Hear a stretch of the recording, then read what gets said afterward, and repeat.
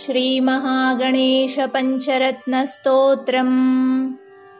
मुदाकरात्तमोदकं सदा विमुक्तिसाधकं कलाधरावतंसकं विलासिलोकरक्षकम् अनायकैकनायकं विनाशिते भदैत्यकं नताशुभाशुनाशकं नमामि तं विनायकम् न तेतरातिभीकरं नवोदितार्कभास्वरं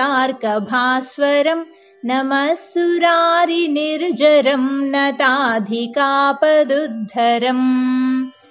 सुरेश्वरं निधीश्वरं गजेश्वरं गणेश्वरं महेश्वरं तमाश्रये परात्परं निरन्तरम्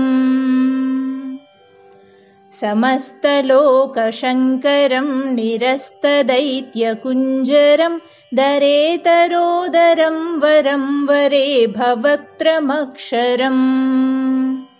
कृपाकरं क्षमाकरं मुदाकरं यशस्करं मनस्करं नमस्कृतां नमस्करोमि भास्वरम् अकिञ्चनार्तिमार्जनं चिरन्तनोक्तिभाजनं पुरारिपूर्वनन्दनं सुरारिगर्वचर्वणम् प्रपञ्चनाशभीषणं धनञ्जयादिभूषणं कपोलदानवारणं भजे पुराणवारणम्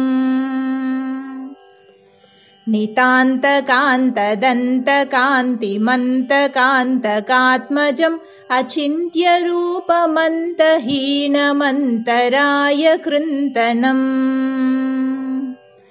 हृदन्तरे निरन्तरं वसन्तमेव योगिनां तमेकदन्तमेव तं विचिन्तयामि सन्ततम्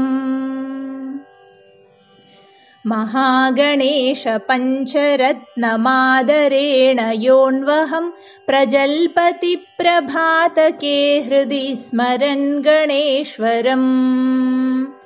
अरोगितामदोषतां सुसाहितीं सुपुत्रतां समाहितायुरष्टभूतिमभ्युपैति सोचिरात्। ॐ